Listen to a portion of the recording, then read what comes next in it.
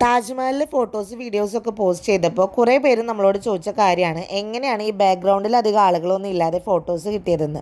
അങ്ങനെയുള്ള ഫോട്ടോസൊക്കെ കിട്ടാനായിട്ട് ഞങ്ങൾ താജ്മഹൽ കാണാൻ പോയത് ഏർലി മോർണിംഗ് 6 o'clock കേട്ടോ.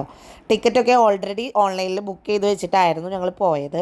എന്നിട്ട് പോലും ഇത്ര ആൾക്കാർ ഗേറ്റിന് അവിടെ ഉണ്ടായിരുന്നു. ഇവിടെ നിന്ന് ഫോട്ടോ എടുക്കാനാണ് എല്ലാവരും തിക്കും തിരക്കും കാണിച്ചിരുന്നത്.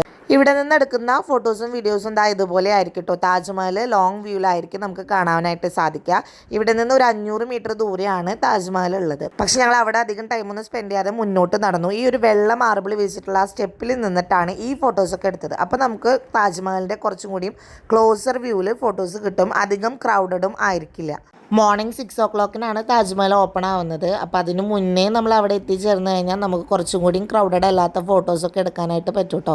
ഈസ്റ്റ് ഗേറ്റിലൂടെയാണ് ഞങ്ങൾ താജ്മഹലിൻ്റെ ഉള്ളിലേക്ക് കടന്നത്. പിന്നെ പോകുമ്പോൾ സെക്യൂരിറ്റി ചെക്കിങ്ങിൽ ടൈം പോകാതിരിക്കാനായിട്ട് വലിയ ബാഗുകളും ഫുഡ് ഐറ്റംസും ഒന്നും കൈ പിടിക്കാതിരിക്കാം കേട്ടോ. Thanks for watching.